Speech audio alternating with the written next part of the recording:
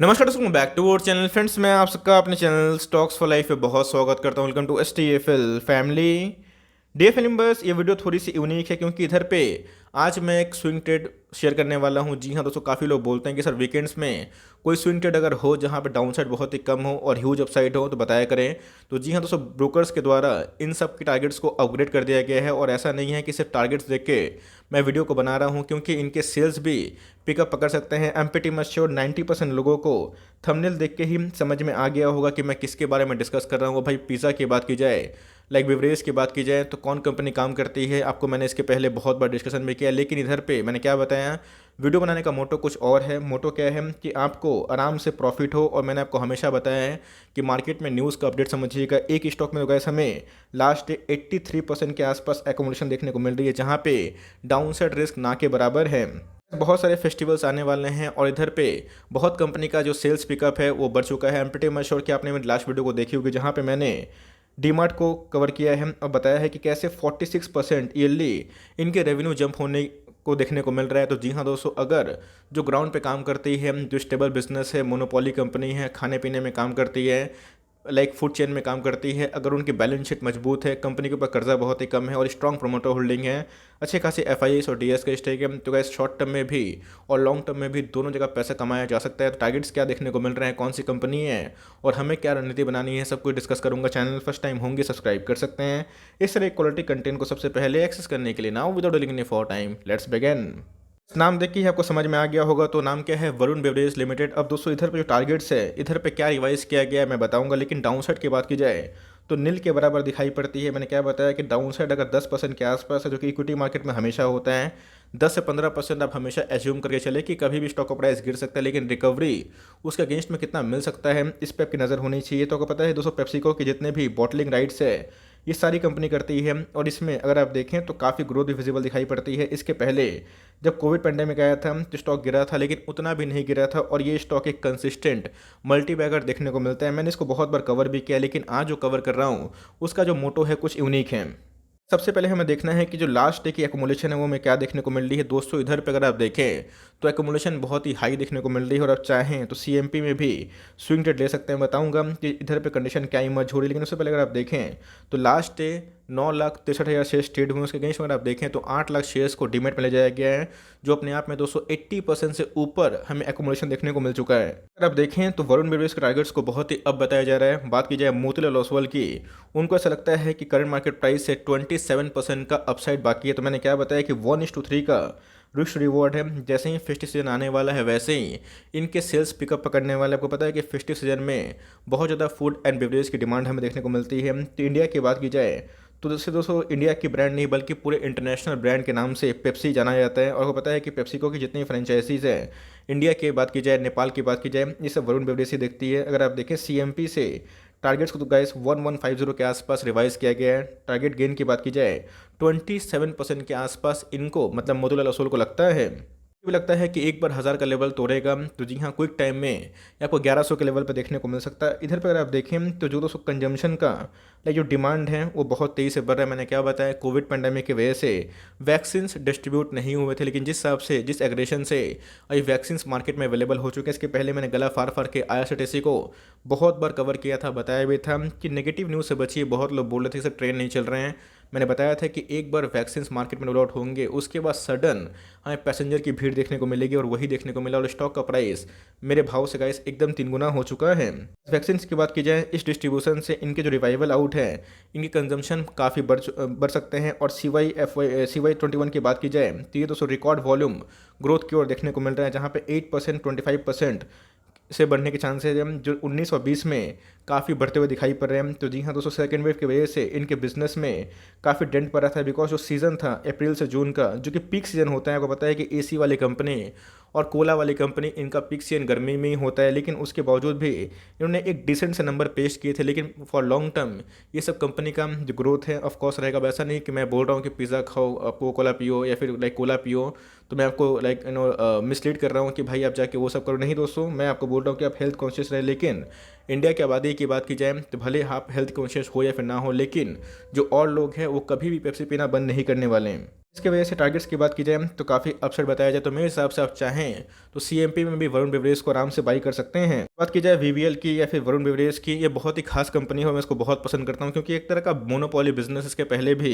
इसने 2 बार 1:2 का बोनस भी दिया था, मैंने बताया भी था कि इससे कैसे हम लोग को बेनिफिट मिला। 40,000 करोड़ के आसपास की मार्केट कैप है, मतलब अगर आप निवेश कर रहे हैं तो कोई छोटी मोटी कंपनी में नहीं कर रहे हैं। अगर आपके भाव नहीं मिलता है, अगर आप उसको रख भी देते हैं तब के पैसे ज़रूर बनेंगे। अगर आप स्टॉक का पी देखें तो 101 के आसपास ट्रेड कर रहा है, मतलब थोड़ा सा महंगा है, लेकिन यस ये मोनोपोली बिजनेस में काम करती है।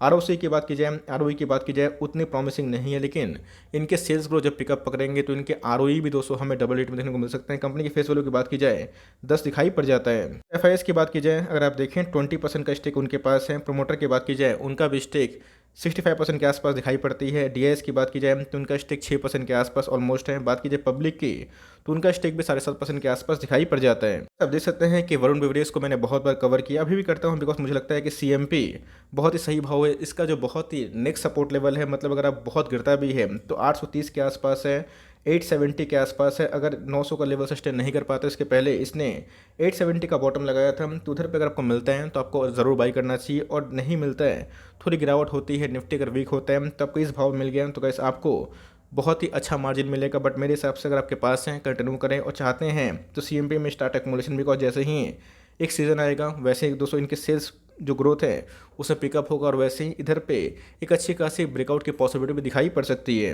अब दोस्तों अगर आप चाहते हैं तो उधर पे कर सकते हैं। अगर आप सीएमपी में उठाते हैं तो आपका दोस्तों कम से कम 850 स्टॉप लॉस होना चाहिए। 50 पॉइंट आप चाहें तो स्टॉप लॉस ले सकते हैं। टारगेट की बात की जाए तो यहाँ से आप कम से कम 200 पॉइंट आने वाले कुछ महीनों में आप उम्मीद कर सकते हैं। दूसरी जो कंपनी है ये भी मुझे बहुत पसंद है, मेरे पोर्टफोलियो का स्टॉक है और डेफरी कंपनी है, ऑलमोस्ट दिखाई पड़ती है। बात की जाए जुबिलिएंट फूडवर्क्स, आपको पता है कि ये भी एक पिज़्ज़ा में काम करते हुए दिखाई पड़ती है। 3,500% के आसपास इसने पैसे बना के दिए हैं और मैंने आपको हमेशा इसको और वरुण बेवरेज को बहुत बार कवर किया, बताया भी कि है ये सब कंपनी एक मोनोपोली होती है, मोट होती है और इसके बिजनेस कभी ख़त्म नहीं होने वाले। इंडिया की आबादी की बात की जाए तो गैस लोग पिज़्ज़ा खाना, बर्गर खाना कभी बंद नहीं करेंगे, बिकॉज 150 करोड़ के आसपास की आबादी है और इनका जो बिज़नेस है वो सालों साल चलता रहेगा। अगर ये अपने एक्सपेंशन पर ध्यान दें, बहुत सारे सिटीज़ में इनका अभी भी आउटलेट देखने को नहीं मिलता है, लेकिन अगर उसमें अग्रेसिव होते हैं तो जी हाँ दोस्तों इसमें एक अच्छी खासी डिमांड इमर्ज हो सकती है। इसके पहले भी मैंने बात की जाए वीबीएल को कवर किया था और बात की जाए जुबिलिएंट फूडवर्क्स को कवर किया था, बताया था कि 3500 के भाव पे, 3200 के भाव पे इन सब स्टॉक को आप उठा सकते हैं। उसके बाद अगर आप देखें तो 4000 के ऊपर हमें ट्रेड करता हुआ दिखाई पड़ा, लेकिन इधर पे अगर आप देखें तो अभी भी दोस्तों ऐसे मोतीलाल ओसवाल को लगता है कि 20% का अपसाइड है। तो मेरे हिसाब से गाइस मार्जिन की बात की जाए वीवीएल में मुझे ज़्यादा दिखाई पड़ रहा है, लेकिन इधर पर आप चाहें तो जुबिलिएंट फूडवर्क्स पे भी अपनी एसआईपी कंटिन्यू कर सकते हैं। एक तरह की मोनोपोली कंपनी है और लॉन्ग टर्म में इनके सेल्स भी पिकअप पकड़ेंगे। और अभी की बात की जाए तो फेस्टिव सीजन आने वाला है, बहुत लोग बाहर निकलेंगे, जो कि लास्ट ईयर इनके जो सेल्स दब गए थे, इसकी वजह से इनके बिजनेस हैं और भी एक्सपेंड हो सकते हैं। और सबसे इंपॉर्टेंट चीज़ दोस्तों इधर पे जुबिलिएंट फूडवर्क्स से किया है, ये अपने ऑनलाइन प्रेजेंस पे भी काफ़ी काम कर रहे हैं और इनके ऐप से भी एक अच्छी खासी हमें लाइक देखने को मिल रही है तेज़ी, जिसकी वजह से इनके अंदर भी लॉन्ग टर्म में काफ़ी ग्रोथ पोटेंशियल है। जुबिलिएंट फूडवर्क्स की बात की जाए, आप देख सकते हैं कि एक तरह की लार्ज कैप कंपनी है, 53,000 करोड़ के आसपास की मार्केट कैप है और इनका जो हाई है 4273 के आसपास दिखाई पड़ता है और स्टॉक का जो भाव है 4000 के आसपास दिखाई पड़ता है। बात की जाए स्टॉक की जो पी है 143 के आसपास दिखाई पड़ रही है, लेकिन जैसे ही इनके प्रॉफिट बढ़ेंगे वैसे ही प्राइस टू थोड़ी सी सस्ती देखने को मिल सकती है। आरओसी की बात की जाए, आरओई की बात की जाए जो अपने आप में ठीक ठाक देखने को मिलते हैं, 15 से 20 का जो आरओई है लार्ज कैप में वो ठीक होता है। और कंपनी की फेस वैल्यू की बात की जाए 10 दिखाई पड़ जाती है। होल्डिंग के बाद डिस्कस करें तो आप देख सकते हैं गाइस कि 41% के आसपास प्रोमोटर इसको ओन करते हैं। एफआईएस की बात की जाए उनके पास ही 41% का एक बहुत ही स्टेलर हमें स्टेक देखने को मिलता है। मतलब मार्केट में अगर आप देखें तो प्रोमोटर के ऑलमोस्ट इक्वल जो स्टेक है एफआईएस ओन करते हैं। डीआईएस की बात की जाए उनका भी 10% का स्टेक है। पब्लिक की बात की जाए तो गाइस बहुत ही कम स्टेक हमें वीवीएल में और जुबिलिएंट फूडवर्क्स में देखने को मिलता है और बड़े बड़े जो निवेशक हैं वो इन दोनों बिजनेस पे एकदम अपने आँख गड़ाए हुए हैं।